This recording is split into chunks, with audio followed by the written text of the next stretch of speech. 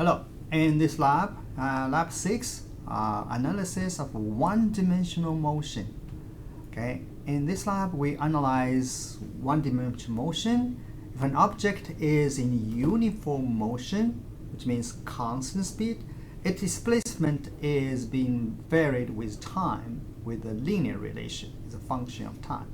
It's velocity times t, simply the x naught, that's the initial location, and or xi. And then recall this in the math, simply y equals slope times x and intercept. And this here, this x is actually the displacement, and that's t, and that's the velocity is the slope, and the t, and intercept is the initial location. And if the one-dimensional motion is accelerated, and which means speeding up or slowing down, its displacement versus time is a quadratic function. And see, these two terms are still there, and then you have an extra term which is quadratic in t, in other words t squared. Here the acceleration is in units of meter per second squares, as you will learn in the class, and implies the speeding up or speeding down, and depending on its positive or negative. The graph of the accelerated motion is usually a parabola curve. Okay. Now, so if we actually graph this function, we can graph, right? We talked about there are 4 ways of representing function, but displacement versus time function, we can graph it. We can immediately tell whether the object is moving with a constant speed or is in an accelerated motion, or just tell is a straight line or a curved line. If it is straight line, then it is accelerated motion. If it's a curved line, it is straight line is uniform motion, which means constant. If it's a curved line, it is acceleration or slowing down, like in the case of projectile, or a car speeding up, or a tennis ball is throwing upwards. They are accelerated motion. Now, instructions and procedure. First, remember in the last lab, you took videos. Actually, you took 4 videos. There are 2 for one-dimensional. This time, load the horizontal video. Okay, not the free fall one. We're going to use that for later labs. Okay, one horizontal video, 1D, and into this capstone video analysis, and then set the length scale using the calibration tool and provide it with a real length scale. You have to measure actually either the door wise or your own height, and to do that, say, assuming here is the video, of course, you took.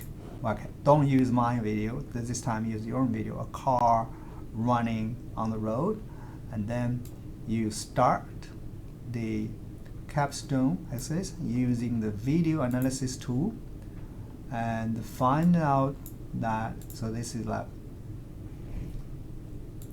find out this one, and then here you load it. All right, so now here this tool is the calibration tool.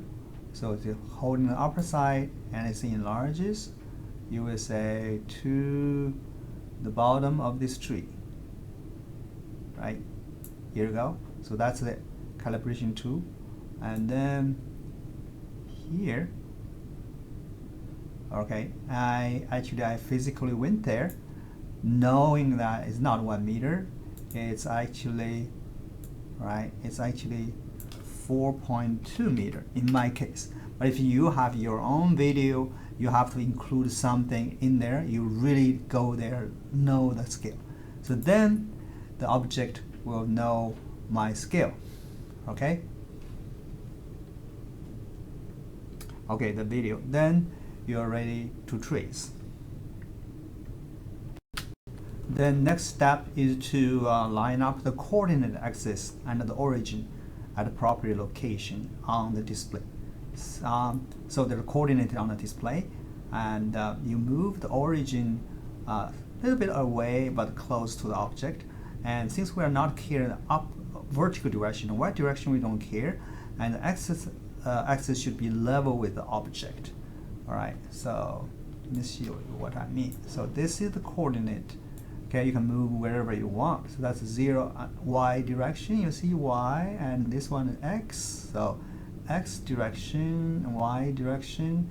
So you put there, but it's a little bit hard to. You probably put right here is good.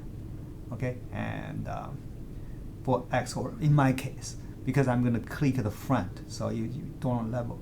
So then over here is my 0, which means x0, y0. As I move around, you can see that I'm ready to trace.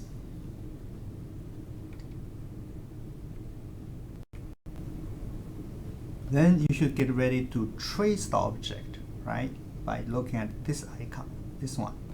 All right, so it's up there. So you get ready to trace, going over here and hit this, and then you see your cursor changing to a cross.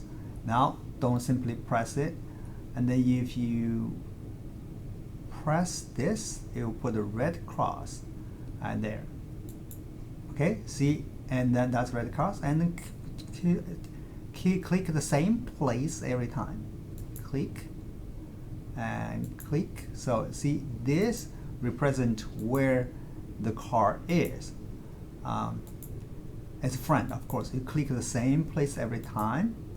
Okay, where it is, and you keep doing this. So keep, of course, keep the level. Or you may have your own thing. Somebody's running, or somebody's throw a bowling ball, and it's your choice. But I just use the car for the example.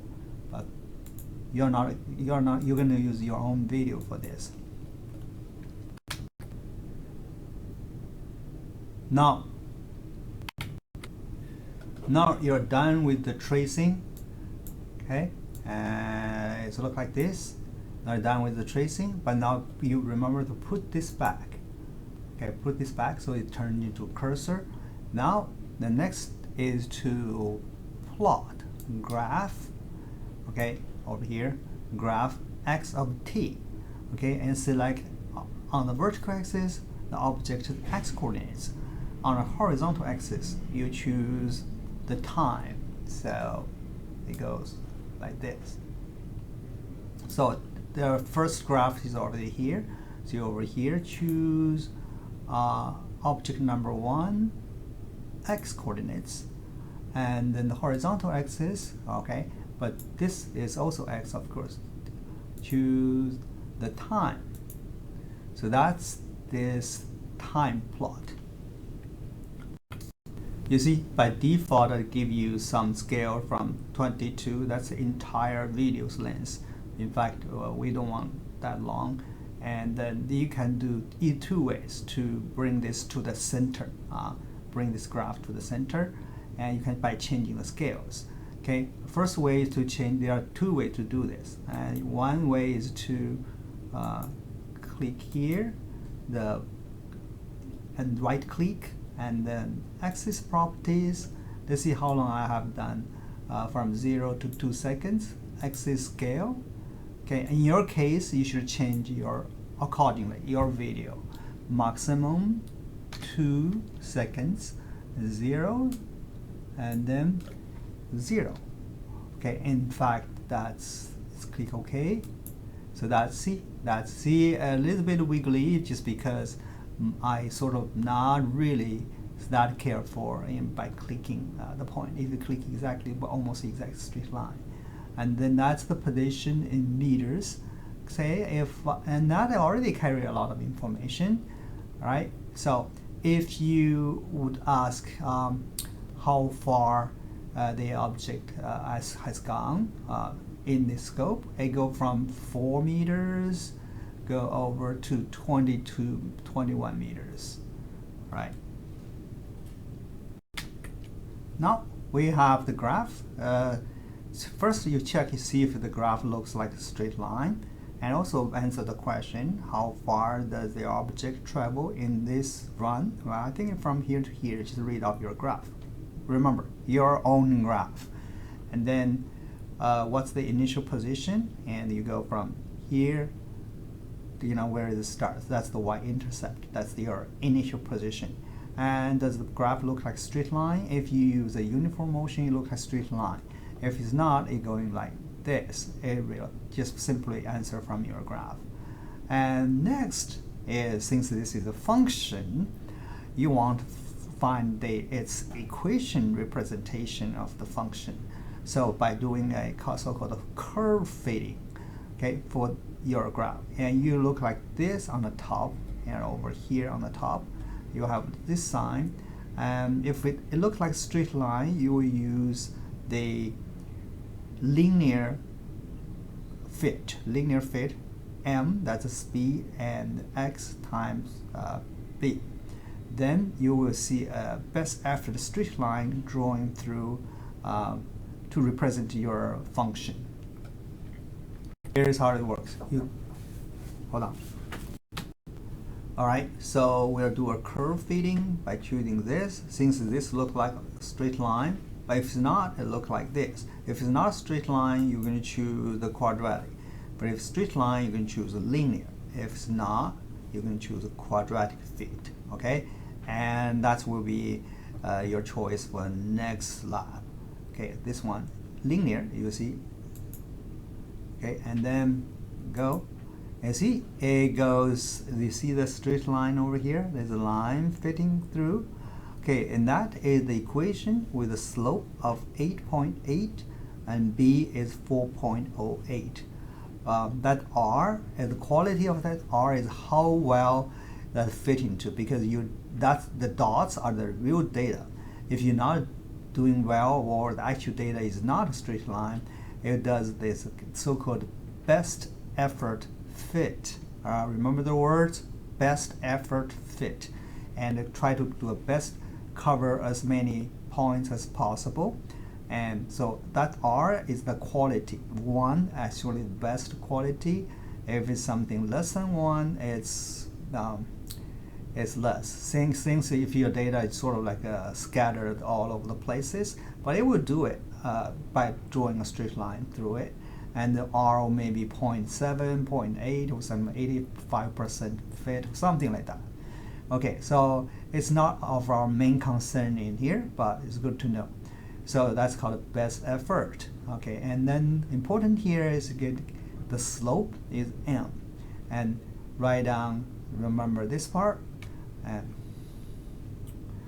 write down the value of the slope, which is actually your velocity, and b here is actually your initial position. Mathematically, it's called a y-intercept, and of course, when we apply the math to physics, okay, once again, this slope is your velocity, and then this is your y-intercept, where it started. In fact, that's 4, something like around 4. Now, after the curve fitting, this slope is nothing but just the slope, the velocity, and the y-intercept is the initial velocities. And then you answer all these questions, obtain the velocities from the slope, obtain the initial position from the y-intercept. It's all written here, except that's just for your object. Also, write down a explicitly expression of your x of t, and that's the function of displacement versus time.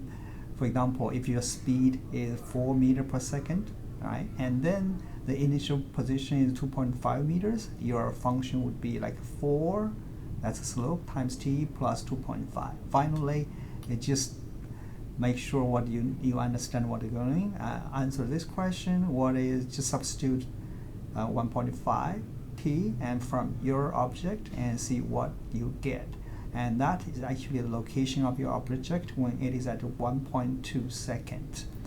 Alright, so you repeat all these procedures, use your previous video, one-dimensional, horizontal, and also use doing step by step, take the snapshot and replacing these pictures with your, for example, you have your car, this but not this one, repeat every step all the way. It's a simple thing, but a little bit tedious. get you understand this.